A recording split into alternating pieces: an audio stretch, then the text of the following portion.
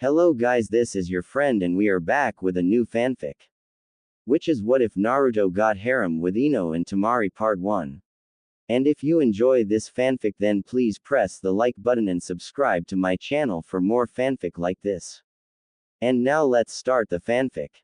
As the meeting of Sunagaku's advisory council dragged on, Baki found himself growing increasingly frustrated. This was mostly due to the complete and utter lack of progress, as no one could agree on a correct course of action. Politicians unable to compromise. Perish the thought. He mentally snarked. He was currently tuning out his fellow counselors, choosing instead to skim Temari's field report of her brother's defeat. Incredible, he thought bitterly. We have a situation that requires decisive leadership and none of these old fools can agree on anything. Fortunately, the Sand Ninja had managed to eke out a ceasefire with the Leaf, but if their scout reports were to be believed, they'd need much more than that. Convincing Konohagakure of their sincerity in drawing up a new treaty was paramount, especially considering the latest fiasco that they currently found themselves in. The reports on the table in front of him showed Baki that Sunagaku was in a desperate position. The failed invasion of Konohagakure had cost Sunagaku a significant chunk of its best Chunin and Jonin, not even taking into account the finances they practically flushed down the toilet. Already weakened by the fiscal neglect of the Wind Daimyo, Sunagaku now stood as the weakest of the Big Five by an uncomfortable amount. Again referring to the reports from scout teams, Baki cringed. Iwagakure was currently probing along the Wind-Earth border. Not a promising sign, given the bloody history between the two powers. Historically, Iwagakure was the reason Sunagaku had allied with Konohagakure in the first place. A thought struck him as he glanced over the scout report once more.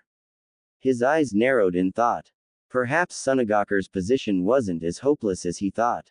No matter the current political relationship, Konohagakure simply could not allow Iwa to get a foothold into Suna territory, because this would eliminate Suna as a barrier to Iwa.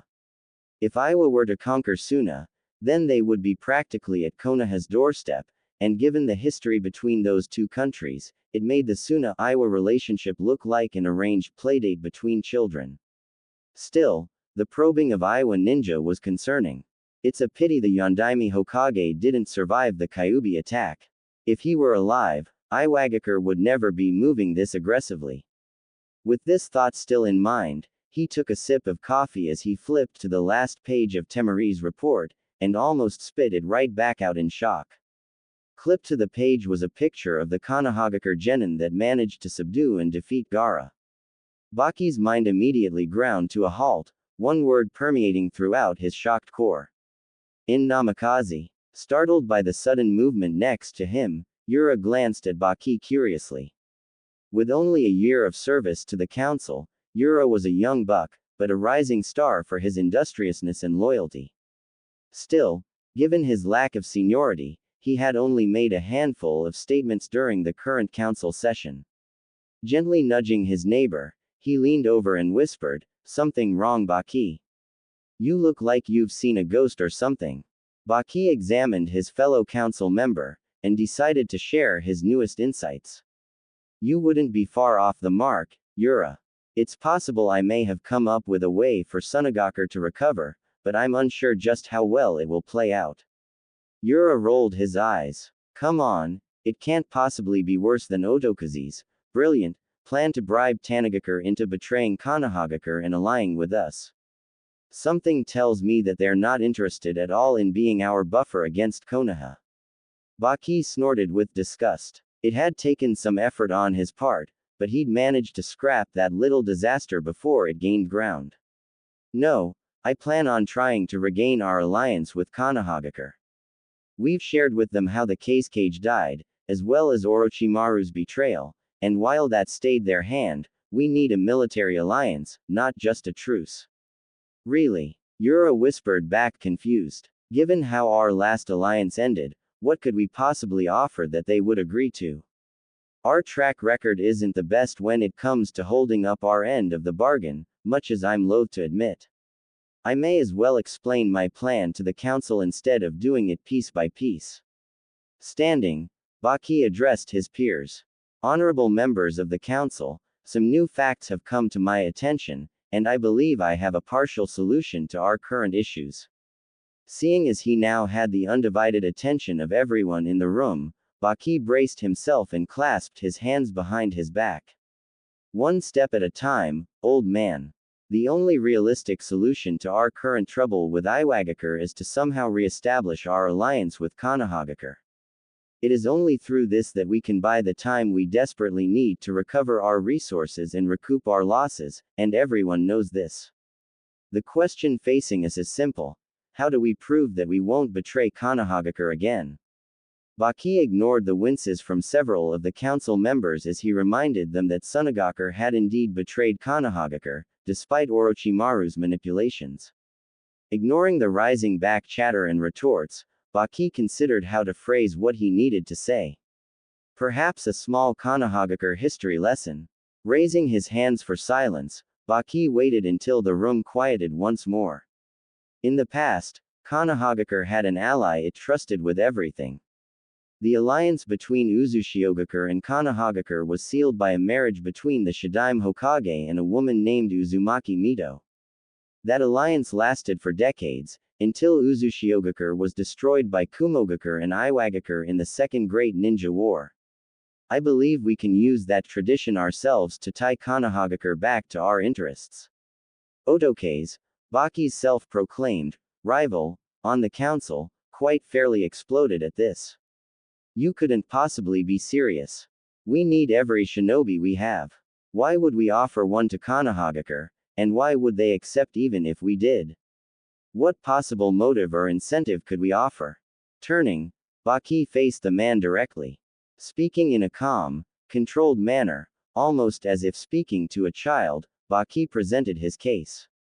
Konohagakure will accept because they cannot afford the strategic threat of Iwagakure conquering us. They know that facing Iwagakure on two fronts would be a recipe for disaster, and as angry with us as they are, I believe Iwagakure is a far greater concern for Konohagakure. Satetsu, another council member, spoke up in a manner that showed his irritation. Baki, that's all well and good, but you still haven't told us the rest of it. Please stop stalling. Baki picked up his copy of Temari's report and waved it at the council. I would suggest you all fully read Temari's report on Gaara's defeat, but I will briefly summarize, since we're short on time. She states that Gaara was defeated by a single genin, even after he'd fully manifested his Biju. Ignoring the gasps of shock this produced, he pressed on. She states that this genin, Uzumaki Naruto, and I do stress the surname, produced more Kage Bunshin than she could count. This forced Gaara to assume Shukaku's full form. Uzumaki then summoned a toad Temari describes as nearly the size of a mountain. She also reports that the toad was wearing a blue gambler's jacket, smoking a large pipe, and had a giant tanto which it used against Gaara in his full Biju form. I can only think of one toad that matches that description. Yura glanced up after going over the info in Temari's report. So, what do we actually know about this Uzumaki boy? Our pre-invasion intelligence described him as a non-entity. I firmly believe that there is more to this boy than Konohagakure is showing the world. Baki stated with certainty. The records showed he graduated last in his class, but I have personally seen the boy use a Jonin-level technique, a kinjutsu at that, with ease. Summoning toads indicates he is apprenticed to Jiraiya of the Sannin, and I believe you are all aware of that man's last apprentice. Speaking of the Yondaime Hokage, you may be interested in the photo attached to the file in question. Yura glanced at the photo, then at the rest of the council, before coming back to Baki with a questioning look. I'm afraid I'm not seeing it, Baki, and I don't think anyone else is either. Baki sighed. For the love of, all right, I want you to look at the young man in the photo and consider the following. He has spiky blonde hair and sharp blue eyes, not common in Konohagakure, save the Yamanaka clan. He is apprenticed to the legendary Sannin Jiraiya, and is apparently very powerful, given that he defeated Gaara. He also has, judging by the scope and level of his techniques, a ridiculously high amount of chakra for one so young. Put all of those things together, And who does he remind you of? It took a moment, each member focusing intently on the picture. Then, without warning, Sweet Cammy, an elderly member blurted, "He looks just like a younger Yellow Flash." Precisely. Baki said with a smirk. "Earlier, I told you that the Shadaime Hokage married a woman named Uzumaki Mito. The only Uzumaki I remember from Konohagakure was Kushina, the red-hot-blooded habanero, and she died 13 years ago during the Kyuubi attack. Now consider this. We have Uzumaki Naruto, age 13, who bears a strong resemblance to the late Namikaze Minato, also slain in the Kyuubi attack. The boy was listed as an orphan, but was enrolled in the Shinobi Academy, sponsored by the Sandaime Hokage. Furthermore, the boy is now apparently apprenticed to Jiraiya, the man who trained the Yellow Flash. Take all of this into account, and there are far too many coincidences to be ignored. There's only one logical conclusion. This boy is most certainly the son of the Yondaime Hokage and Uzumaki Kushina." "Very well, I can follow your logic," Otoke said, after a full minute of mulling over Baki's latest revelation. "However, I am unsure where you are going with this. What does the supposed heir of the Yondaime have to do?" Baki grinned as his rival trailed off, his eyes widening as the implication hit him. "It's fairly simple, really. We offer Temari in marriage to the Uzumaki boy as a gesture of good faith on our part." "Why Temari? She is the daughter of our late Kazekage and is quite skilled.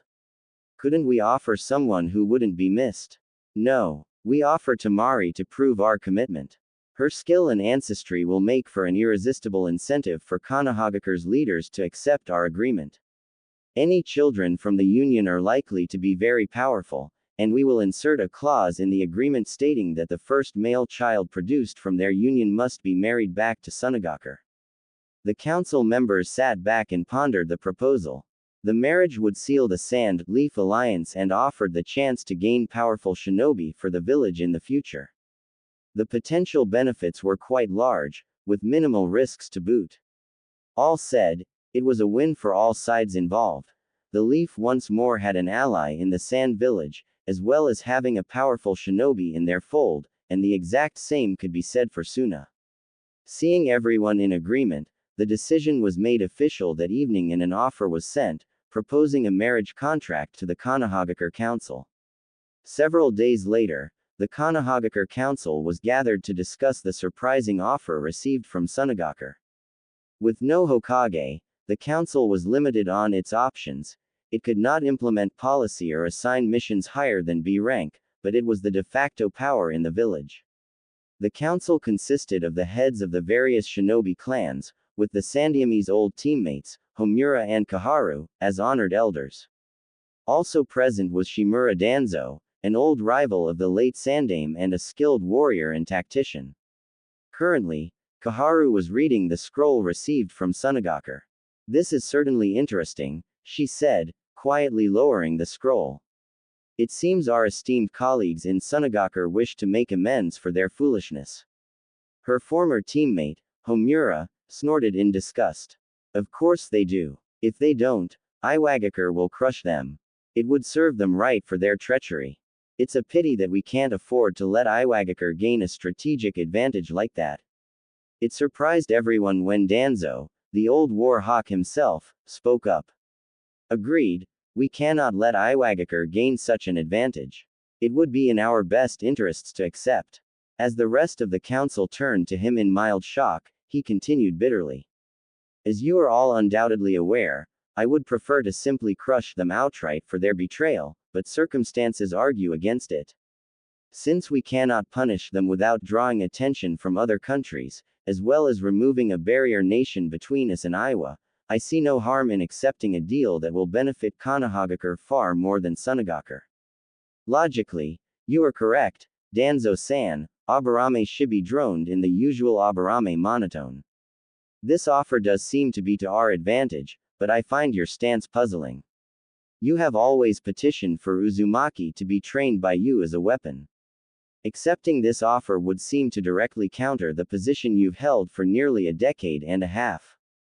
Danzo tapped his cane as he considered his response. It is true that I want him trained as a weapon.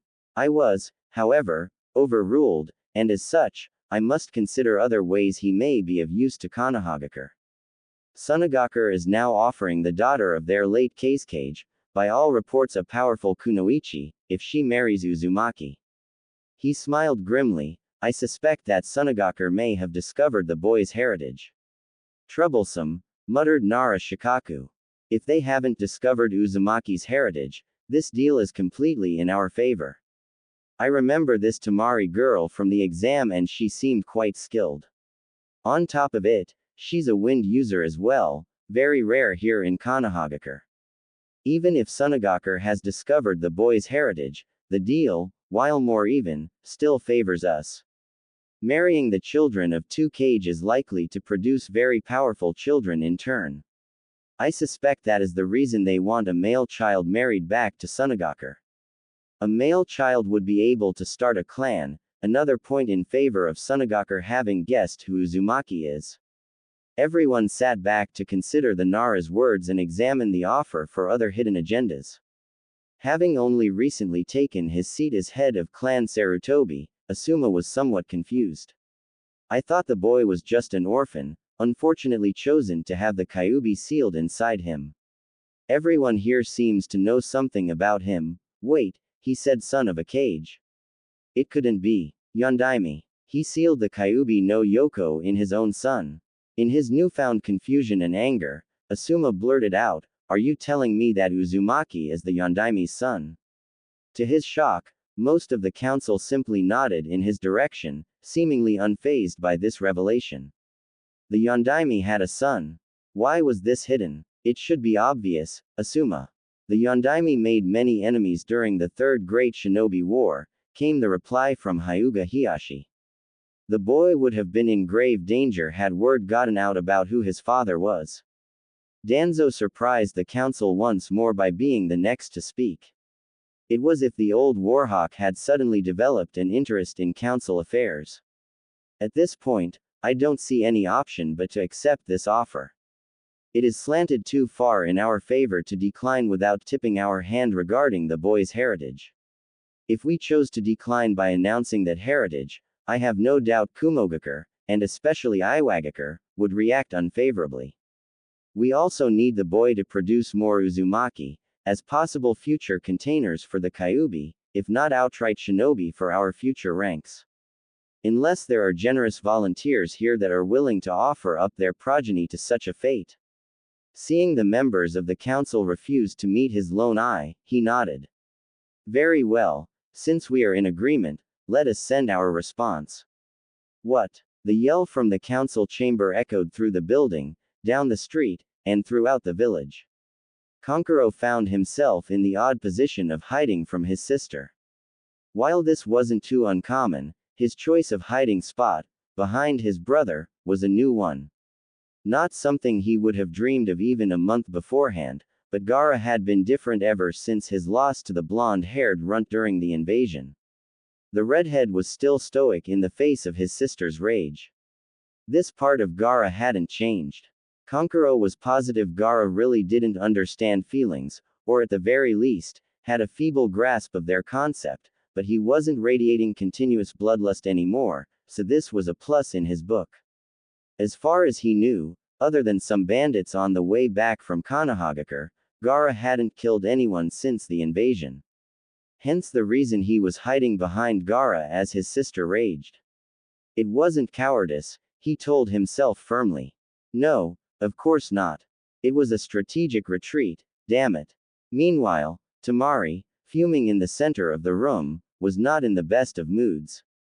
Giving her sensei a look that belied the hidden rage, the unbridled fury that lay beneath, she smiled up at him, eyes closed and teeth bared.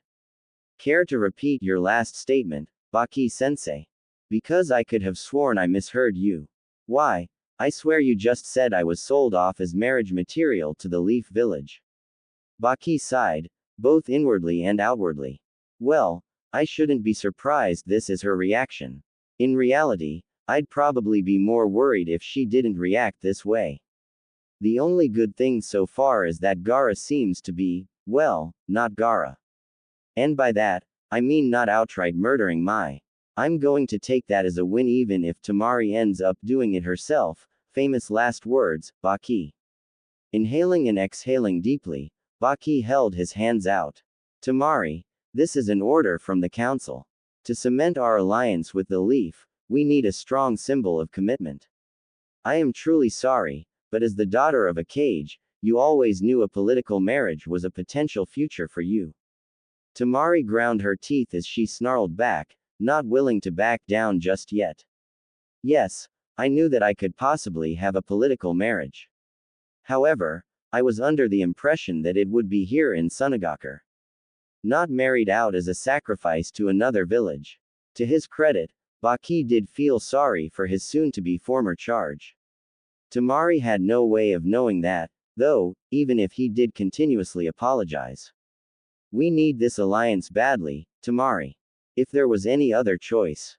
But there isn't. Shaking his head sadly, he continued. We were tricked, fooled by Orochimaru into doing his bidding. However, we still attacked an ally, despite the alliance between us. If we don't regain Konohagakure as an ally, Sunagakur will face Iwagakure moving against us alone. With the losses in the invasion, we wouldn't be able to stop them. We need time, Temari. Your sacrifice will buy us that time. Temari gripped her fan hard, small grooves appearing in the metal. She clamped her jaw shut against the urge to rage against the world that seemed turned against her. Reminding herself that she was a kunoichi of Suna, she forced herself to calm down. I suppose it is a shinobi's duty to sacrifice for the village, she told herself grimly, but damn it, why me? Why not Kankuro? She glanced in his direction, and got a whimper from behind Gaara's back, while the redhead merely stared at her, almost as if he was confused. Taking a deep breath, she lifted her head to meet Baki's forlorn gaze. I understand my duty, Baki-sensei, but I still don't like this. Has my future husband been decided? Baki debated telling her, but with Gaara standing there, decided not to push his luck. He felt he'd dodged enough kunai today, and didn't want to add sand shuriken to that list. No, he calmly lied. We have yet to hear back from Konohagakure. He didn't want to be near Temari when she found out who her future husband would be, and he definitely didn't want to be anywhere near Gaara. Not that that was unusual, but with his sister's future on the line. Let's just say silence was golden in this matter. I would recommend that you study leaf customs while we wait. Once again, for what it's worth. I am sorry, Temari. Having said that, he turned and walked out the door, closing it behind him and leaving the three siblings alone. Closing her eyes to stop the tears, Temari bit her lower lip. She was startled when she felt a hand gently clasp her shoulder. Looking down, she was amazed to see it was Gaara's, and even more surprised when it seemed he was trying his best to comfort her. I don't think he really understands, she thought, seeing the confusion still prominent in her brother's eyes, but he is trying. Forcing a small smile, she covered his hand with her own. Thank you, Gaara. Gaara wasn't sure what his sister was feeling, but he recognized tears as a symbol of the same feelings he used to have as a child. Something he now knew as pain. They were feelings in need of comfort. Single quote. Perhaps this is what Uzumaki meant when he talked about protecting those precious to him. Taking his hand off her shoulder, Gaara tried to voice what he was feeling. Temari, if he hurts you, I will kill him. To her own surprise, as well as Gaara's, Temari pulled him into a hug. Gaara had threatened to kill her many times when she was younger, but he had never threatened to kill for her. Thank you, Gaara. Eyeing the towering gates in the distance, Jiraiya glanced at his traveling companions. Hot. Big busted ex-teammate. Check. Ex-teammate's hot apprentice. Check again. Calm. Collected apprentice. Che. He paused, sensing something was seriously wrong. Since when was Naruto ever calm? Hey Gaki, shouldn't you be? I don't know, bouncing around or something. You're never this quiet. Crossing his arms, Naruto glared at him. Ero Sennin, I died on this trip. Literally. I'm tired of pretending I'm always happy, especially if I'm not. I'm done with it. As soon as we get back and get Ba-chan settled, I'm gonna go get rid of the jumpsuits. Shizune spoke up. But Naruto-kun, I thought you like orange. Oh, I do. Orange is completely awesome. Glancing at Jiraiya and Tsunade, he narrowed his eyes and added, it's a mix of red and yellow. How could it not be awesome? Still, I think I can find something a bit more subdued. I don't need the attention anymore. A short glance passed between the two Sannin as they picked up the deeper meaning to the words. Guess that saves me the trouble of telling him who his parents were. Jiraiya stifled a laugh as they passed through the gates. The kid might have dropped his happy-go-apeshit mask, but he was still filled with enough energy to bounce around like a pachinko ball. Watching Naruto leap up to walk on the wall next to them, Jiraiya had a thought. He may have decided not to pretend to be happy all the time, but I doubt it changed who he is inside. Alright Gaki, while I get Harem here settled at the Hokage Tower, how about you go home and do that whole jumpsuit burning thing you were talking about? Sounds like a plan, Ero Sennin. Naruto called as he bounced off. You know, Tsunade said as they walked along, watching Naruto's retreating form. He looks so much like his father, but Kami, he acts like his mother. Yes and no, Harem, Jiraiya replied seriously. He may have some of her traits, but Kushina wouldn't have mastered the Rasengan in less than a week. The kid has tons of potential, and if he gets serious with his training, his skill level is going to skyrocket. Finding himself facing the door to the Hokage's office, he gave Tsunade a small bow with a smirk. After you, Hokage-sama. Resisting the urge to smash him through said door, Tsunade entered to find herself facing her old sensei's desk. It hit her then. For the first time, she really felt the grief of the old man's death. Crossing her arms, she hugged herself as a few tears escaped. Taking some deep breaths, she calmed herself, brushed them away, and turned to face her old teammate. It's hard to believe the old monkey is gone, she said softly. I could almost see him when we walked in. Sliding behind the desk, she realized that she still wanted to make the old man proud. She also realized something else. Wonder if he still had that emergency sake stashed in his desk. Opening the bottom drawer, she pulled back a secret compartment, then flashed Jiraiya a smile as she pulled out a jug. Nice, Mount Myoboku. I take it you gave this to him. Before he could answer, there was a knock at the door, followed by the door opening and Kaharu and Homura entering the office. Tsunade eyed them, remembering that they were the elder advisors on the council, as well as two of her least favorite people. She thought, putting the jug away and slamming the drawer. If I want to get anything done, I have to play nice and not just tell them off. They're not so senile that they've forgotten how to throw a wrench or two into things. Forcing a smile to the surface, she welcomed them in with a nod of her head. Jiraiya, however, had no qualms about frowning in their direction. It didn't matter, as he was ignored entirely. Welcome back, Tsunade-sama, they said in unison with short bows. Homura continued, we are pleased to see you return to take up your family's mantle, but we're a bit pressed for time. There's been a recent development that requires immediate attention on your part. Producing a scroll and handing it over, he waited for her to scan the contents. Sunagakur has made a rather interesting offer, and the council has decided to accept it. We merely need your approval, now. Tsunade finished reading the scroll after several minutes, and steepled her fingers in front of her face. The full council agreed to this. Hi, it was a unanimous decision, Hokage-sama. Then I'm to understand that the council also believes Sunagakur is aware of Naruto's heritage. Both elders nodded. Hi. Tapping her fingers together, Tsunade leaned back to consider her options. She couldn't override the council for two reasons. One, knowing the elders, they'd already sent an agreement letter to Suna. If she reneged on the offer, it would look bad on Konoha's part, and not put her tenure as Hokage off to a great start.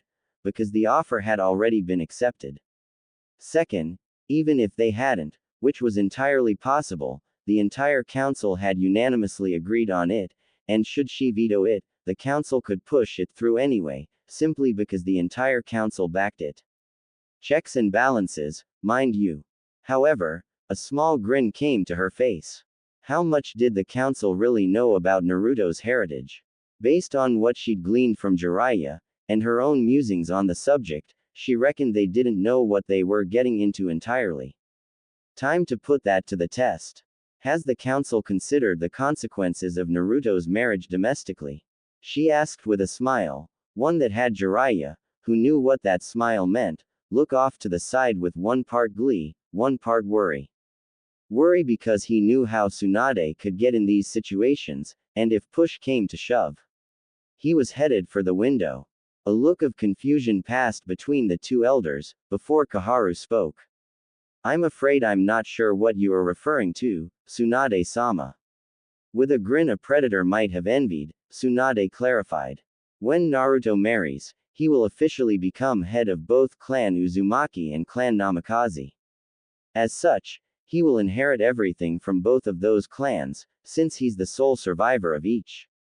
This will be including funds from both clans and the Namikaze council seat, as well as any property and land still in those clans' possession. Surely you didn't forget something like that when you approved this marriage. As Tsunade spoke, Jiraiya had been fighting the giggles the entire time.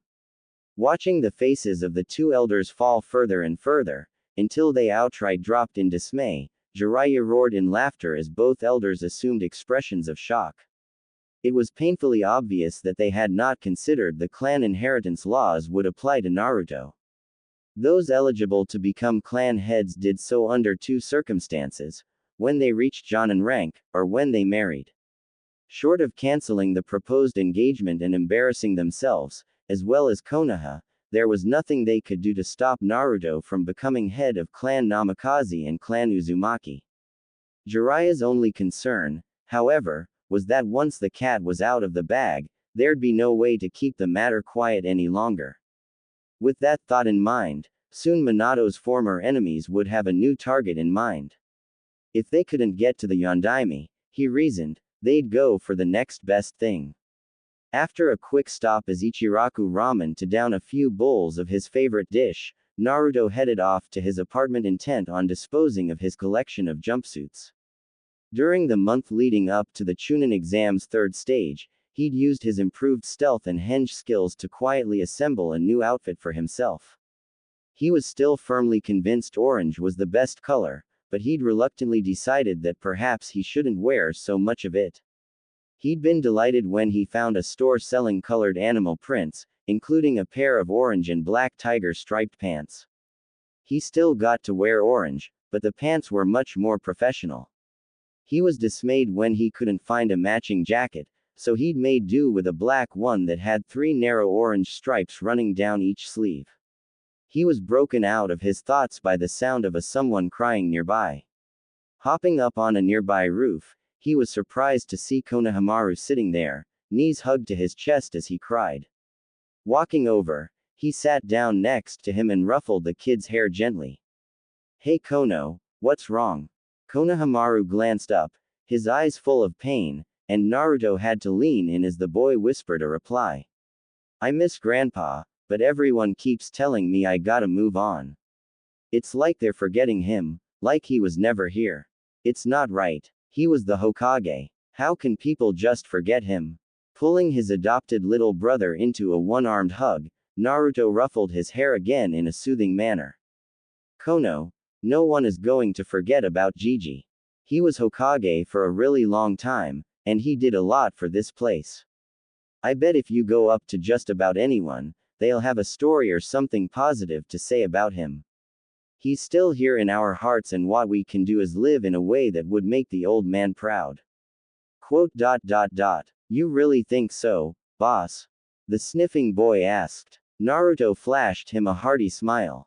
Yeah, believe it. Konohamaru studied his proclaimed rival. Hey Ni-chan, when did you get so?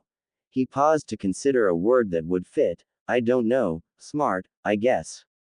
Naruto chuckled at the other boy's confusion. I learned when I was younger that if I acted like an idiot, people paid attention to me. It was a trade-off. You know, I wasn't happy about being called names and being insulted, but they at least knew I existed. Konohamaru's eyes were wide as he stared at Naruto.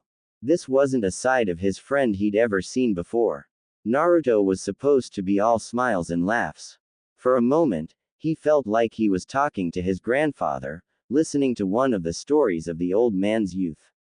A strange combination of sadness and joy welled up within him, and he wasn't sure how to respond. Still, appearances had to be maintained, so he rolled his eyes. That seems kinda stupid, boss. Cuffing the back of Konohamaru's head, Naruto stood up. Hey, you gonna try and tell me your old attacks on Gigi were any different? I gotta get moving, but I'm glad you're feeling better. Catch ya around. Flashing a foxy grin, he formed a ram seal and vanished in a swirl of leaves. When did boss learn the shunshin? Popping up in front of his apartment, Naruto was surprised to see Jiraiya waiting for him with a serious expression. Aro Senin, I thought you were with Ba-chan. Shouldn't you be off doing some research, or something? Damn it Gaki, stop calling me that. Anyway, we don't have time for this right now. Haim wanted us over at the hospital half an hour ago. Where the hell have you been? After listening to Naruto's quick explanation regarding Konohamaru, he nodded his head. You did a good thing Gaki, and it's a good excuse, for anyone but Tsunade. We gotta go now, or she is gonna turn us to paste. And by us, I mean you, because you're my meat shield in all this. Got it. After a quick, fear-filled nod from the blonde, they both vanished in swirls of leaves. Sakura and Ino were happily chatting as they walked into Sasuke's hospital room. They had been checking up on Kakashi and Sasuke daily, hoping that they would wake up. Most days, Ino would accompany Sakura as the girls worked on repairing the friendship their rivalry over a boy had almost ruined. Sakura still pined after Sasuke, but she winced as she thought back over the things she had thrown away in pursuit of the boy. With her sensei and teammate in the hospital, and the other teammate out doing Kami knows what, Sakura had remembered how much she hated being alone. I'm not going to give up on Sasuke-kun, though, she thought to herself. I'm just going to have to find some sort of balance between him and everything else. She was broken out of her thoughts when she heard voices coming from Sasuke's room. Recognizing one of the voices as Naruto's, she surprised herself by smiling. She found that she had actually missed the boy while he was gone. It seemed her hyper teammate was finally back, but she was curious as to why he was in Sasuke's room. Probably being his normally boisterous self, though, she shook it off as a practical certainty, and reached the door. Opening said door, she saw Naruto, but didn't recognize either of the other two in the room. One was a white-haired man, rather tall and pushing 50, leaning against the far wall with his arms crossed as he observed the room's other occupant. The occupant in question was a woman who looked to be in her late 20s, with her blonde hair in twin pigtails over a green gambler's jacket with the kanji for gamble emblazoned on the back. Shocker. The woman was holding her hands near Sasuke's head, and Sakura started to panic until she recognized the green glow her hands were emanating as medical chakra. Naruto looked up as his teammate entered the room. Hey Sakura-chan. Guess what? Ba-chan here is going to heal Sasuke. She already woke Kakashi-sensei, so this shouldn't take too long. As Sasuke groggily woke up, Tsunade backed away and Sakura ran over and hugged the newly awakened boy. Ino stood by the door, somewhat disappointed. She just hoped that Sakura would remember her promise to be friendly rivals, now that Sasuke was awake. She'd missed her friend when they'd been fighting. Tsunade and Jiraiya both noticed Naruto seemed down after his teammate didn't bother to even say hello. Jiraiya used their old team hand signals to tell Tsunade about the boy's crush. What about the blonde at the door? She signed. Pinky's rival for duck butt, if I'd have to guess, was the quick response. Narrowing her eyes at Naruto, she considered his reaction to his pink-haired teammate. That's going to make telling him the news I have harder. In retrospect, however, I suppose it's a good thing that she doesn't return his interest. Would probably make it even more difficult, if that were the case. Looking between the two, she put a finger on her chin. Maybe I can get Jiraiya to tell him. He's always a sucker for. Glancing over, she noticed the toad sage had disappeared on her, leaving a note at the foot of Kakashi's bed. Walking over, she picked it up. Looking it over, she blinked as she read the note. Sorry, not a chance, Haim. Crushing the note in her hand, she cursed. Okay, Jiraiya, you've just lost your bathhouse peeping privileges. And this time, there's no monkey to say otherwise. All right, she said, addressing the young shinobi in the room. There is a meeting in my office tomorrow at 9. I've heard that your little group is known as the Konoha 12 inches. Well, all of you will be required to attend. That's fine. Was there anything else? Naruto asked, preparing to leave. When Tsunade shook her head, Naruto flashed her a foxy grin and mock saluted her.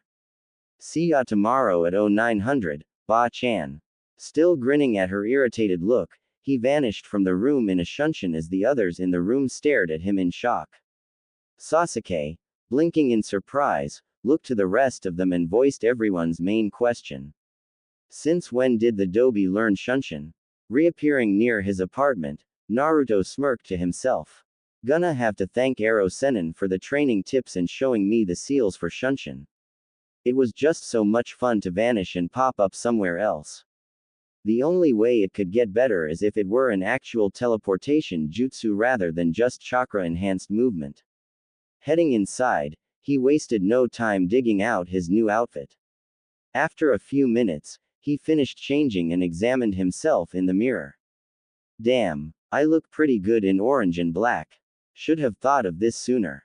Examining the pile of old clothes, Naruto grabbed a pair of scissors from his desk drawer and carefully cut the white Uzumaki swirls off all of the jackets. Gently running his thumb over the fabric, he felt a great deal of pride mixed with sadness. I swear to you, Ka-chan, I will make you and Dad proud of me. I won't let your sacrifices be in vain. That's the promise of a lifetime. Shaking off the melancholy thoughts, he gathered the clothes in his arms with a maniacal grin. Now that the hard part's out of the way, time for a little target practice. Using shunshin again, he still couldn't get over just how useful it was. Naruto popped up at Team 7's training grounds, familiar logs in place as he separated his clothes into 3 separate piles. Getting a suitable distance from them, he turned around, carefully forming hand seals all the while. Okay, just like Ero Sennin taught me, gotta inhale, mold the chakra in my lungs, hold it, wait for the burning sensation, and exhale. Kaden. Gukaku no Jutsu. He yelled, at the same time exhaling a moderately sized fireball at the first pile. Within seconds, the entire pile was a conflagration of blackened fabric, sizzling and popping as the flames licked and ate the material. Forming the same set of hand seals, Naruto ended on the tiger and fired another one, putting more chakra into this one and completely incinerating the second pile. Nothing but graying ash left where his former attire used to be. For a first attempt, the jutsu was fairly impressive. Naruto had managed to mold the chakra correctly with the proper hand seals. He'd gotten a hold of a Kaden scroll that Jiraiya had let him borrow, and had perused it like a beast. Not to mention the numerous times he'd closely watched Sasuke perform this jutsu. What he forgot on his third and final attempt was proper chakra measurement. This proved to be, well, bad for the landscape. Deciding to see just how big he could make it, Naruto once again formed the proper seals, leaned back, and practically shot a column of hellfire out of his gaping maw. A proper Kaden technique, when executed, allows the user to spew fire from their mouth as if they're a mythical dragon. They vary in size and shape, from the phoenix fireball that sprays small, but numerous, balls of fire in a rapid sequence, to the aforementioned grand fireball, which has the potential to burn an entire forest clearing straight to the freaking ground. The latter, in this case, was more accurate to what just happened to the remainder of Naruto's jumpsuits, and the grass, and the shrubs, and the ground, and the trees, hell, everything in the general direction of 20 feet in front of him was blackened bark and scorched earth. Staggering to his feet, he shook his head to clear the daze it was in, waving the air in front of him as he coughed a few times. He stared at the scorched spot that used to be his clothes, and pumped a fist in the air in triumph when he realized he had successfully used Sasuke's favorite fire jutsu. Not once, not twice, but 3 separate times. That last one, though, was a real scorcher. Okay, that was a horrible pun, and he was never using it again. Patting at his dust-covered and slightly singed clothes, he grimaced. Well, mostly successful. Still has a few kinks. Remembering something Jiraiya had let slip on their trip home about the uses of shadow clones, he nodded to himself. Note to self. Next time, I leave untested jutsu to the clones. The next morning found the Hokage's office fairly full, as Naruto and company all crowded in. Tsunade sighed as she sat behind her desk, facing the assembled Konoha 12 and their respective sensei. Fiddling with the official marriage document, she stalled for time by examining those present. Naruto, she noticed, looked far more serious in his new attire, but he still seemed to radiate excitement. Sasuke, standing next to him, looked better than yesterday when she'd first seen him, but still seemed to be brooding. Sakura seemed torn between looking hopefully at the latter, and casting quizzical glances at the former, eyeing his new attire with curious eyes. Everyone else stood at relative attention, though the Nara boy looked as if he was going to fall asleep standing up, and the girl with buns in her hair seemed to be staring at her with stars in her eyes. Not even mentioning the dynamic duo of Guy and Lee, who were just starting their infamous sunset genjutsu. I definitely can't put this off any longer. Those 2 idiots will knock us all out with it unless I get started now, she thought to herself, a tick mark forming on her forehead. Clearing her throat loudly, she radiated killing intent at the 2, causing the genjutsu to implode, and the 2 spandex-wearing nin to pale before standing at attention with the rest of the class. Tomorrow, when I officially become Hokage, I will be making an announcement to the entire village, but the news affects those here more than most. Seeing that she now had the rapt attention of everyone present, she continued. There will be a political marriage to solidify the new treaty brokered with Sunagakur. The respective councils agreed to this before I returned and the bride and groom have been decided upon. A young woman from Sunagakur will be coming here and will be marrying into one of Konohagakur's most respected clans. Tsunade stopped as most everyone turned their eyes to Sasuke, with occasional glances at Kiba, Shikimaru, Shino and Neji. I can see what you're thinking, but you'll be surprised to learn who the suitor is, she said. If it isn't anyone here, why are we here, Ba-chan? Naruto asked in confusion. I twitching in irritation, Tsunade frowned. That would be because the person in question is here, and you are it. That'll learn him. Silence permeated the room, as every eye in the room became laser-locked on Naruto, all wide and some boring holes into the unfortunate soul. One set in particular was apparently trying to burn a hole through his head and into Tsunade's, as both were feeling a bit hot under the collar right now. Naruto chuckled, scratching the back of his head. Good one, Granny. You got us. Now seriously, who's the unlucky bastard? You are, Naruto. Stop with the jokes. You are joking, right? He paled when she shook her head. Seriously. I'm getting married. I'm only 13. This is bullshit. Sighing, Tsunade rubbed her temple as the room exploded with questions. A vein began throbbing on her forehead, and she slammed a fist onto the desk. Silence. Her roar silenced all present, and she pointed to Shikamaru, who had his hand raised like a good little genin. You. First question. Hokage-sama, you said that the Sunagakur woman would be marrying into a Konoha clan, but then said that Naruto would be the suitor. As far as we know, Naruto doesn't have a clan. He gave Naruto an apologetic look, letting the blonde know it wasn't a snub at his family situation. Naruto nodded, letting him continue. So, Does this mean that Naruto actually does have a clan? As a matter of fact, Shikamaru, Naruto does. Or rather, I should say he has two clans. Eyes once more threatened to shoot clear of their sockets as she continued. Naruto's heritage has been a well-kept secret, the longest-kept secret in the history of this village, in fact.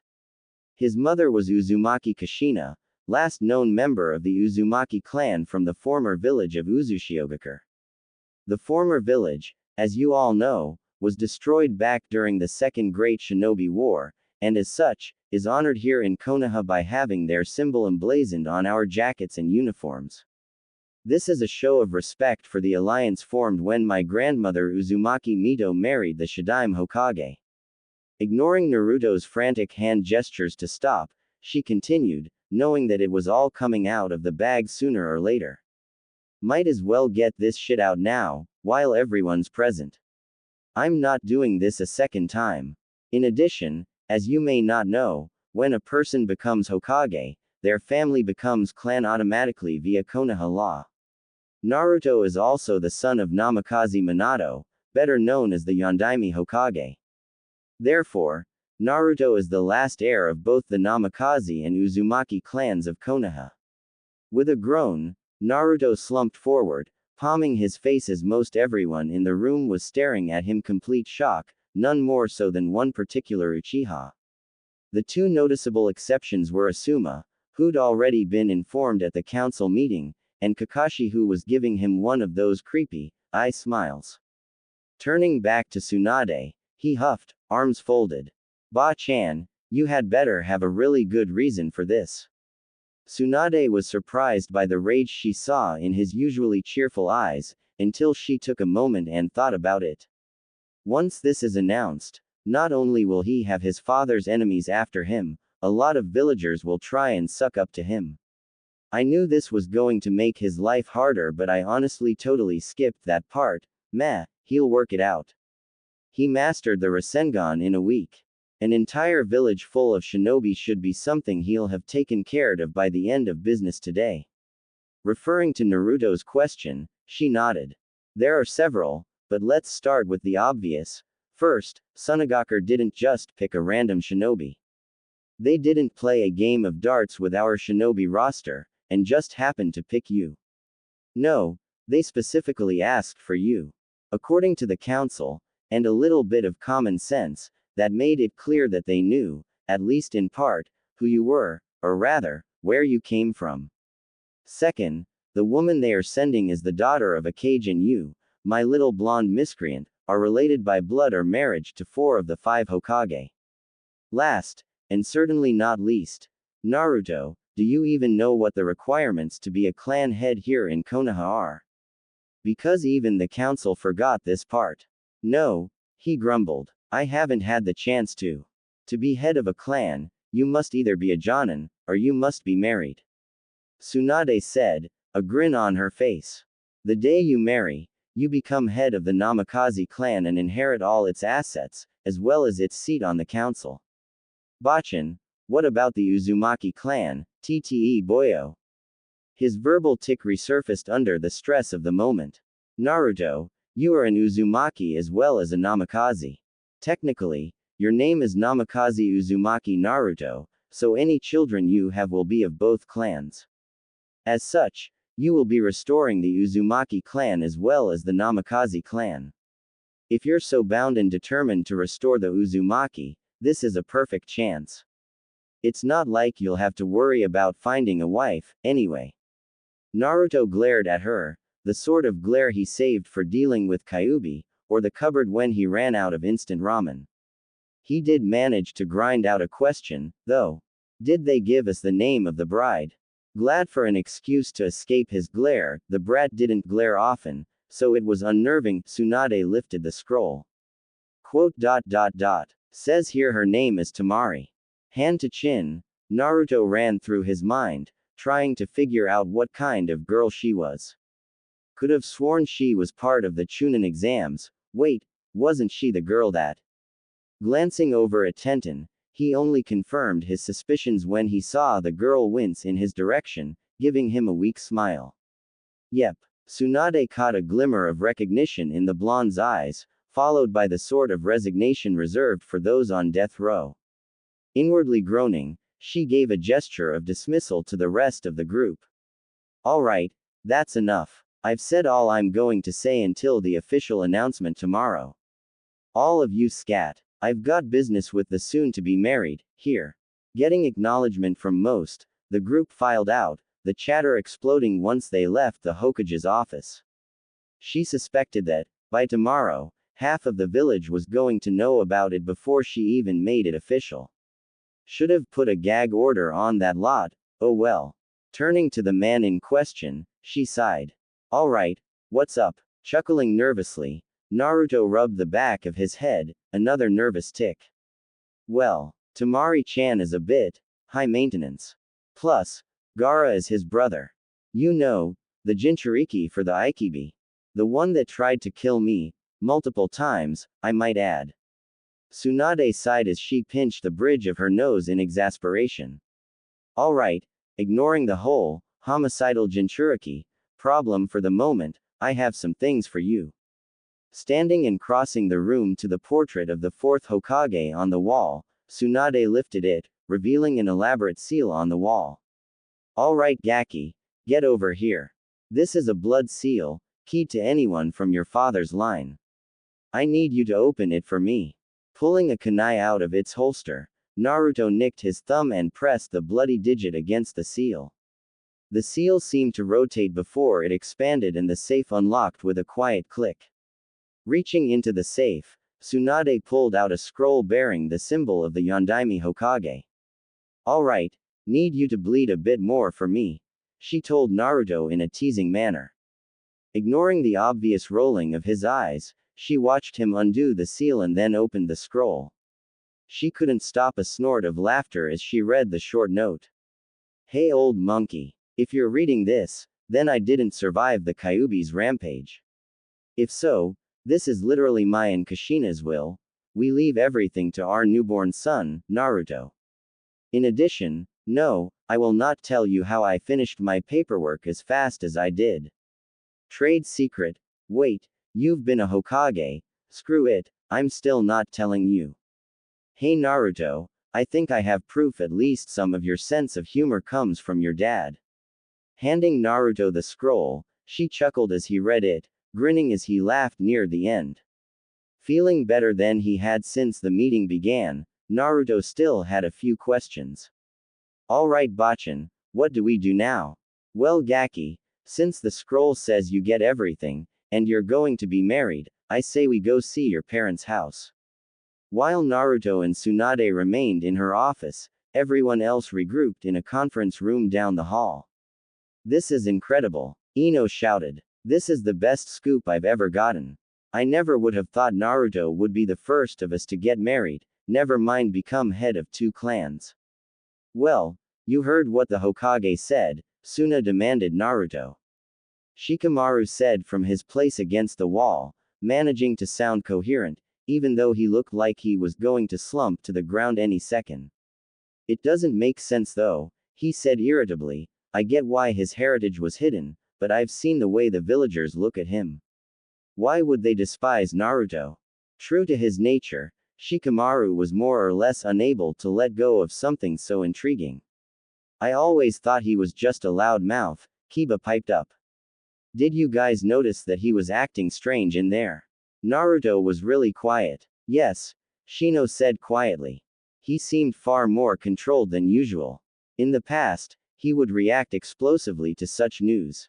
This means one of 2 likely scenarios. 1. Naruto has matured greatly in a very short amount of time, possibly due to his recent contact with the Sannin. Or 2. Naruto has always been that way and we have been dealing with a cleverly constructed facade. Given what we have learned, I believe that the latter is by far more plausible.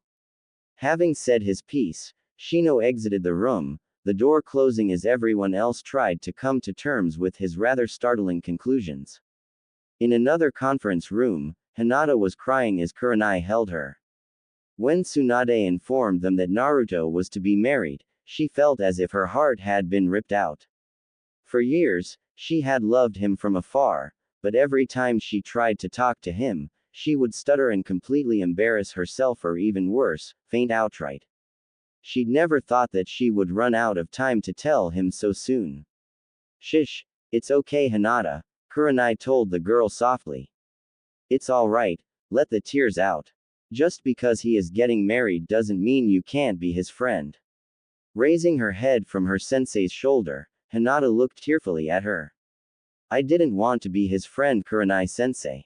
I love him. Gently stroking the girl's hair, Kurenai murmured, I'm sorry Hinata, but it's just not meant to be. You know how your clan works. Even if he wasn't getting married, in the end, you still wouldn't have had him. Sensei. The crying girl asked in shock. Shish. I know Hinata. I know it hurts, but time heals all wounds. For now, just let the tears out. Frowning at the wall as Hinata continued to sob, Kurenai cursed two things, clan laws, and the cruelty of fate. That afternoon, Naruto and Tsunade stood facing a gate in the far eastern section of Konoha. This, Naruto, is your parents' old house. Anything in there belongs to you, though I would recommend you do some cleaning. The seal on the gate here was made by your father and not even Jiraiya could bypass it, as it requires familial blood to open. With a slight smirk, she added, shouldn't be a problem for you, though. With a quick shunshin, Tsunade returned to her office, preferring to let the kid venture on his own. Unsealing the gate by reopening the cut on this thumb, Naruto entered his new property. The land was small for a clan compound, but he supposed the Namikaze clan had never been as large as the Uchiha or Hyuga. The gardens had long ago taken over and filled the stagnant lawn and koi ponds with green. Still, he could see the beauty, and a little work would restore it to its former glory. The main house stood in the center of the gardens, 3 stories of traditional stonework, and rice paper doors in need of some serious maintenance, with softly sloping red clay rooftops and opulent dragon guardians on the corners. He pushed open the main entrance, careful not to damage the aged wood. As expected, the paper gave way easily under his hands. He was planning on replacing it, anyway, so he wasn't concerned. No one had come into the house after his parents had died, all of the furniture remained where it was last, coated with a fine film of dust with a few cobwebs dotting the corners of the rooms. He passed through the entrance and into the sitting room, a television sitting at the far end of a kotatsu. Everything would have to be replaced, from the electronics to the fabrics, even the curtains, but it looked like most of the wood furniture, save all the chairs, he wasn't taking chances with them, would be fine with a careful cleaning. He glanced around for another moment before making his way upstairs. It was dominated by bedrooms, 4 of them total. The master bed was the only one that looked like someone had used it before the house was abandoned. His parents' night clothes were still folded on the bed, waiting for them. With a melancholy sigh, he shut the door carefully and made his way to the 3rd floor. His parents, or perhaps his grandparents, had made the 3rd floor a training room. The practicality of it aside, it was huge, a large, open expanse with wood floors, threadbare training mats sitting in a pile in the corner, several training dummies lined up against the far wall, and various weapons along said walls. The training room wasn't the place for practicing jutsu, but it was more than appropriate for practicing taijutsu and weapon skills, as long as the person practicing wasn't Lee, or Guy. He returned to the ground floor, passing through the dining room and kitchen, noting with glee the amount of space he had for ramen, then noticing a tightly shut door just outside the kitchen. He pushed it open, revealing the cool, stone space of a basement, the jackpot, as far as the home of a ninja was concerned. He carefully took the stairs one at a time in case they were rotting through. Last thing he needed was to plunge a story or two to the ground below. Most of the room below was a library, cool but not damp, perfect for the delicate paper located here. The shelves were overflowing with scrolls and books. He could almost tell which belonged to his mother and which to his father just by the neatness some of the shelves seemed to have. A small corner of the room held a workbench, holding a strange, 3-pointed kunai. The overflow of scrolls on the shelves above it seemed to indicate his father or mother was making weapons scrolls in their spare time. 1/3 of the basement was walled off to make a separate room that opened with another seal. It was obviously his father's private study, filled with fuinjutsu supplies. An open scroll lay on the large, but simple, desk at the opposite end of the room. He stepped inside to take a closer look. Picking up a scroll, he read the outer kanji. Hiroshin no Jutsu, huh. I wonder what it does. He almost sat down to read, but the overpowering smell of dust was beginning to bother him, and he needed to get some air before he went into a coughing fit. He decided it would be a good idea to get to bed in the next hour or so. He scouted out the cleanest room, a corner space on the second floor. He stopped in the doorway, producing 100 clones that looked rather unamused to be there. Alright guys, I'm headed to bed, but I want you guys to start cleaning this place up. Start with the main rooms, and if you have time, start on the training fields. I want you 5 to head downstairs and start going through the library, and I want you to read that scroll I found earlier. Remember, this is our new home, so curb the enthusiasm, okay? That means no explosions. Watching the clones salute and run off, Naruto crawled into bed, at least somewhat satisfied with the day. Naruto wandered downstairs to discover a thoughtful clone had picked up some cereal for him. Grumbling a bit at himself for forgetting to transfer his stash of instant ramen, Naruto sorted through the memories of the clones dispelled during the night. A couple of things stuck in his head and he made mental note to explore them further, but what really had his attention was Harem no Jutsu. No way, this must be the jutsu that made Tusen a legend. Space-time ninjutsu. Oh, this is gonna take a lot of work. From what he could understand, the scroll was the rough outline of an incredibly complex teleportation ninjutsu. He thought he got the gist of what he needed to do, but more than half the notes were gibberish to him. Damn, I'm gonna have to learn fuinjutsu theory. Won't that be fun? Naruto headed outside intent on creating his clone army for the day. While he might get stuck learning protocol today, at least his clones could get something done. Before he could summon them, he noticed one of his clones from last night standing in the middle of a barren training field. Noting it had his attention, the clone started bouncing up and down excitedly. Boss, you're gonna love this. Bunshin Daibakua. As soon as the clone uttered those words, Naruto was rocked back as the training field became a small crater. Well, that certainly is interesting, but I'm pretty sure I said no explosions last night. Eye twitching in irritation, Naruto summoned 200 clones. Alright guys, form up in groups of 20. Once the clones formed rank, Naruto began handing them their assignments for the day. Alright, first group, we need to massively improve our chakra control if we want to use the stuff from the library. I want you to do the leaf balancing exercise while you water walk. With a quick salute, the first group headed down to the small pond near the back edge of the compound. Group 2, practice the henge and kawarimi. Tusen's notes said that when someone's mastered a jutsu, they can start to use it without hand signs. I want the ability to use a kawarimi without seals by the end of the day. Group 3, practice the C-rank jutsu we found yesterday. Group 4, calligraphy. Seals don't write themselves, ya know.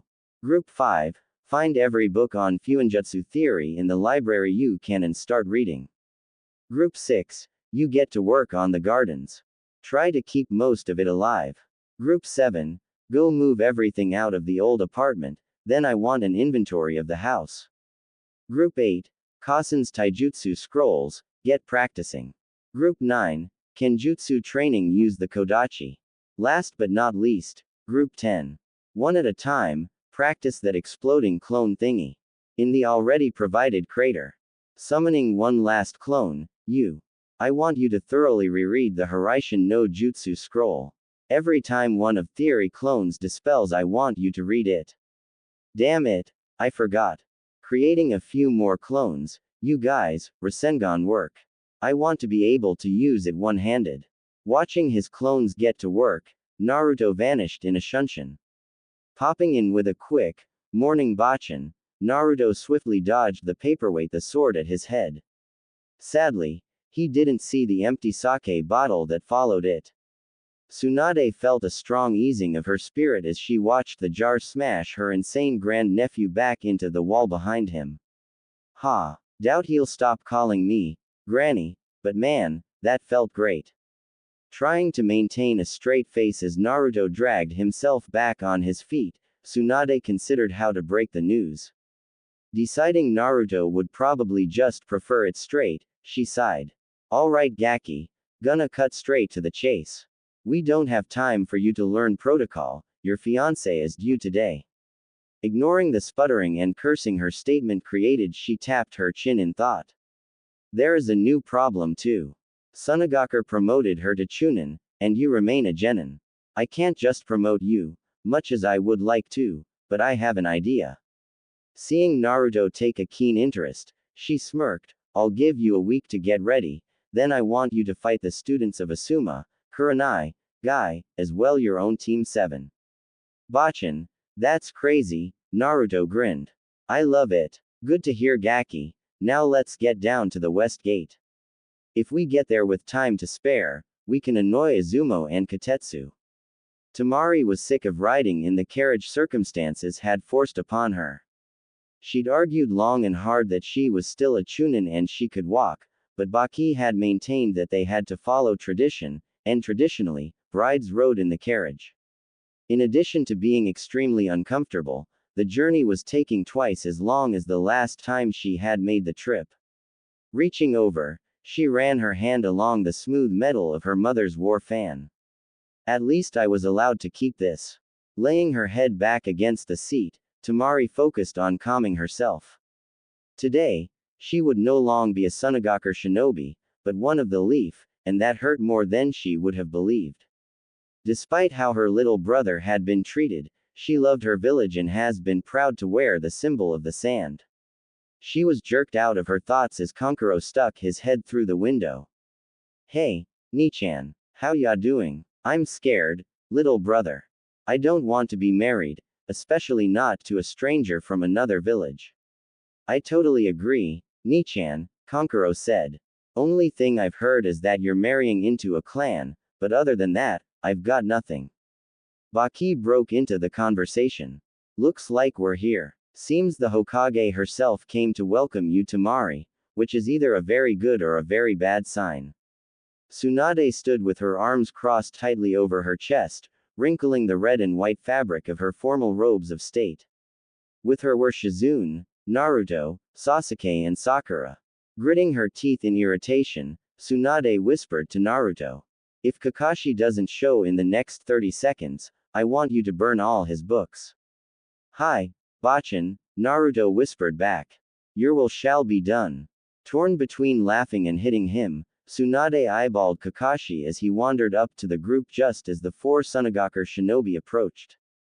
His timing meant she couldn't say anything, but the look in her eyes warned Kakashi that this conversation was not going away. Greetings and welcome to Konohagakure no Sato. I am Tsunade Senju, God I'm Hokage and I am most pleased to formally welcome you. Naruto faced Temari nervously, bowed and spoke the phrase Tsunade had hammered into his head while they were waiting. I welcome you Temari, my water is yours and I wish you shade and safety. Temari stared in complete shock. Not only had she not been expecting the traditional greeting of a Sunagaku groom to his bride, she couldn't believe this was who she was to marry. Snapping out of her reverie, Temari bowed in return. I greet you Naruto, I am thankful for the honor. May you always find water and may our home be blessed with shade. She eyed him carefully. He seemed more serious than she remembered, more controlled. He had been a wild one during the exams, but now, he looked much more like the determined warrior she had seen defeat her brother. Naruto stiffened as Gaara shuffled near. His green eyes still bore the crazed look but he seemed to have lost his murderous aura. Hey Gaara, how's it going? Naruto Uzumaki, Gaara spoke tonelessly, will you protect my Nichan as one of those precious people you told me of? Naruto blinked, momentarily confused, then gave Gaara a small, warm smile. I swear I will, Gaara, and I always keep my promises. Gaara simply nodded. Thank you, for everything. I'm not sure I follow all of that, Naruto said quietly. I get thanking me for promising to take care of your Nichan, but what's everything else? You showed me true strength, Gaara replied just as softly. I have chosen to follow your path. I will protect those precious to me. I'm happy for you. Naruto smiled. Has it been hard? It is both harder and easier as time goes by. Ignoring the beast causes him to rage, but my mind is clearer. It's hard to describe. I understand, was all Naruto had to say. Most watching were confused. Naruto had already confided in Tsunade, so her grin was completely genuine, but Shizune was left wondering what the story behind this was. Temari and Kankuro knew what their brother meant, but he had not spoken to them in great detail about what had happened between him and the other Jinchuriki. Kakashi looked interested, but masked it behind his usual apathy quickly. Sasuke was glaring at Gaara, still angry that he had not been the one to defeat him. Sakura was nervous. She would never be able to forget the images of what he had done to Lee. Well, Tsunade said into the quiet that had settled over the group. I think Naruto should show Temari to their home, and I've made arrangements for the three of you in one of the hotels. Naruto interjected. Bachan, if it's alright, how about I take everyone with me? It's not like I don't have the room. Eyeing him, Tsunade shrugged. I suppose you can. Just remember I want you in my office tomorrow at 9. We need to swear Temari in and place her on Team 7. I don't have an opening on my team. Kakashi said hurriedly. There are no open slots, Tsunade growled back, eye twitching in rage. If you weren't always late, you would have heard me explain that an hour ago. Secretly Tsunade had hopes that the time spent together on a team would cause the two to bond. She didn't want the little Gaki stuck in a cold, loveless marriage. It was perhaps one of the few things he would not survive.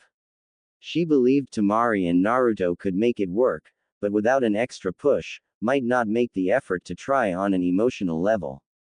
Kakashi gave Tsunade one of his eye smiles. Well, that works, but I'll need some time to evaluate her and get their teamwork up to par. Should be a busy week for us. Naruto drooped. Bachan, I'm kinda occupied this week. Didn't Kakashi-sensei get the message? Tsunade glared at the masked Jonin. No, because he was late. Kakashi, Naruto is training for an impromptu Chunin exam Monday.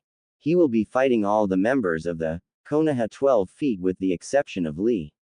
Kakashi stared, eye wide in shock. Hokage-sama, that is simply insane. Tsunade shrugged. It's what the Gaki chose. Naruto lead his fiancée and guests into the compound right as the last of the exploding cones decided to blow himself up. As much as he wanted to laugh, he found he had his hands full getting everyone to put their weapons away. Guys, it was just a stupid clone blowing himself up. Nothing to worry about, I swear. Once everyone settled, Naruto began a small tour. Alright, welcome to the Namikaze Uzumaki estate. As you can see, we've got trees, some training grounds, a giant hole in the ground, stupid freaking clones, and gardens. Eyeing the general destruction, Naruto felt he had to add. Nay, Temari, I sure hope you garden better than I do, 'cause I think my clones really screwed that up. To her own surprise, Temari found herself agreeing. The clones had really messed things up. Looking around a bit more, Temari felt that so far, her new home wasn't too bad. She would have some privacy even if everything struck her as being a bit green. Sunagakure didn't have much opportunity for gardening, but she had maintained a flower box of herbs in her room for several years. I know a little gardening, Naruto, she said.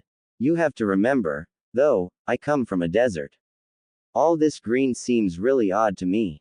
Naruto looked a little crestfallen, so she spoke quickly. Not that it's bad. I've always wanted a big herb garden. Alright guys, Naruto almost yelled in excitement, I wanna show you where you're staying tonight. Leading everyone inside, he began to point out features of the house. Make yourselves comfortable in the sitting room. I'm not sure if everything works, but you're welcome to try out the television and kotatsu. The kitchen is through there, but it's not exactly stocked yet. There are plenty of rooms on the second floor, so take your pick, and if you want to train, the third floor as a practice room. He grabbed Temari gently by the wrist. Come on, I'll show you. As she was dragged up the stair, Temari had to admit that so far things weren't as bad as she had feared. The house really needed a woman's touch, but it was quite nice. She wasn't really sure what to make of her fiancé though. One moment he was hyper as hell, the next he was completely calm, dealing with 4 spooked Sunagaku shinobi, one of whom was Gaara for Kami's sake. Honestly, he was a puzzle. Leading her to the bedrooms, Naruto pointed one out. This is yours, mine is the one right next to it. Temari was a tad confused. I get my own room. She was less confused and more concerned when he turned to her with a completely blank face. Temari, I'm sure you're even less thrilled about this than I am. I want to get to know you better and I hope that one day we'll be happy, but now, we're practically strangers. I thought it'd be best if we learned to trust each other naturally. Temari admitted to herself that she was impressed with his analysis of the situation. He had even brought up some points she hadn't thought of. In Sunagaku, it wasn't uncommon for a husband to demand his arranged wife be in his bed the evening of their marriage, and she had expected that behavior simply because she knew arranged marriages had nothing to do with whether or not 2 people loved or trusted one another. Thank you, Naruto, was her heartfelt response. Maybe this won't be so bad after all. Wanting to impress his guests, Naruto created a handful of clones and sent most off to read cookbooks and the rest to go grocery shopping. With time to kill, Naruto headed to one of the restored training fields to test what his clones had learned. Raising his hand, he was pleased to see a half-formed Rasengan. Definitely done by the end of the week, he thought with a smirk. Swapping places with a training dummy, he grinned. Silas Kawarimi, check. He still had to use the ram sign for henge, but that was at least a major improvement. Wanting to kill 2 birds with 1 stone, Naruto created clones to test both his new kenjutsu and taijutsu skills. Both appeared to be his mother's, and even with just the day's training with them, the styles felt natural. Finishing the last clone off with a particularly vicious cut that bisected the clone from groin to shoulder, he cringed. Wow, men must have dreaded fighting Kasen. The first elemental jutsu his clones picked made him snort in exasperation. Apparently, he really loved irony. Suoro no Jutsu, the same jutsu he had to save Kakashi-sensei from when they fought Zabuza. Trapping a clone in it, Naruto had to admit, the jutsu had its uses, but he would have to see about having enough water to use it. Moving on, he tried Daitapa. This one has potential. Watching the jutsu shred the trees he tested it on, he wondered if he had overloaded the jutsu. Rather than just blow things away, certain trees in the target area looked like they had been attacked with razors. Shrugging and filing that away for a different day, Naruto decided to test his last elemental jutsu. Remembering his internal promise after the last time he had barbecued himself, Naruto created some clones and backed off. Gukaku no Jutsu. And won't the Tem be ecstatic that I can use on of his jutsu? This time, the additional practice of the clones paid off, and rather than create giant explosions, Naruto only created the smaller explosions he wanted. Satisfied with his day, Naruto barely had the energy to flop face first on his bed before he fell asleep. The next morning found Temari waking up to the smell of something delicious. Rubbing the sleep out of her eyes, she wandered down to the kitchen in her panties and a large t-shirt, forgetting that she was not back in Sunagaku. Yawning and stretching, she grunted a morning to the shape at the stove. When she didn't get a response, she looked more fully at the figure making breakfast and felt herself freeze. It was Naruto, staring back with wide eyes, in just a pair of shorts. She thought the age difference would bother her, but he looked a bit older. Between that and his new behavior, she could easily forget she had several years on him. He's actually pretty cute. Naruto, for his part, had totally forgotten the omelet he was making as he stared at Temari. He might even owe Ero Sennin a small apology, certainly this was worth seeing. With her hair down, sleep tousled and framing her face, Naruto came to the sudden realization that he might just have gotten a really good deal with this marriage after all. They might have continued staring at each other for a while except Kankuro had walked in and immediately burst into loud guffaws. Yo, Naruto, the omelet seems kinda black and smoky. Nichan, you might wanna go put on some pants before he burns down the house. Temari glanced down and let out a girlish shriek as she ran back to her room, mercifully unaware that Naruto's gaze followed her retreat closely. Kankuro watching him, and seeing the blush on his face began to laugh until Naruto flung a kitchen knife into the wall next to his head. Raising his hands in wordless apology, he decided to help out and set the table while Naruto disposed of the charred omelet. Kid, she is your fiancé, you're allowed to look Yano, he said, trying hard not to laugh. He was getting a stitch beneath his ribs. Rolling his eyes in irritation, Naruto shot back, gee, I'm gonna take relationship advice from the guy that wears makeup. It's war paint. It intimidates enemies, runt. An infuriated Kankuro responded. What kinda shinobi is intimidated by makeup gaite? Naruto mocked back. With a completely nonplussed expression, Kankuro calmly stated, I don't think you can actually call me that, since I'm older. With a foxy grin, Naruto was prepared to return fire before he was interrupted. Would you assholes just shut up? Temari snapped as she reappeared, pulling her hair into her usual pigtails. Kankuro, knowing his sister's usual reaction to being embarrassed, was able to dodge when she swung her fan at him. Naruto, however, was unaware of his danger until the large iron fan connected with his head. Slamming into the wall, a scene very reminiscent of Jiraiya and Tsunade, Kankuro began to laugh when he heard the dazed boy murmur, wow, I think I'm in love. After some brief first aid, where Temari wrapped his injury while Kankuro laughed and even Gaara appeared to smile, Naruto and his guest stood in front of Tsunade in her office. Deciding it would be in everyone's best interest to gloss over the partial mummification of the groom-to-be, she approached Temari. Nervously maintaining eye contact with the elder Kunoichi, Temari barely heard what was said to her until the end. Do you swear on the will of fire and your own honor allegiance to Konohagakure?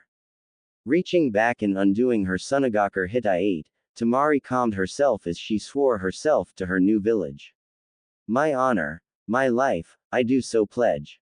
With a nod, Tsunade turned and stamped the registration sitting behind her on the desk. Pulling out a leaf Hitai-8, she passed both items to the younger blonde. With that done, you should know that the wedding ceremony will be in 2 months.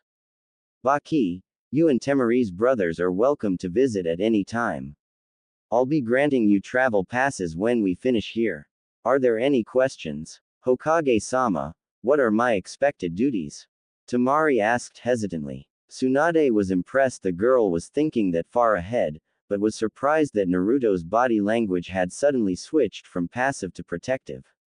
Well, this is a surprise, I didn't think he would understand that, but apparently he does, and he wants to protect the girl.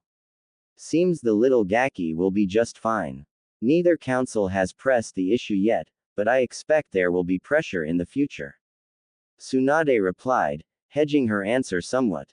Until the Gaki there matures, you'll probably be fine. You're both young, it'll be a while before the council is concerned.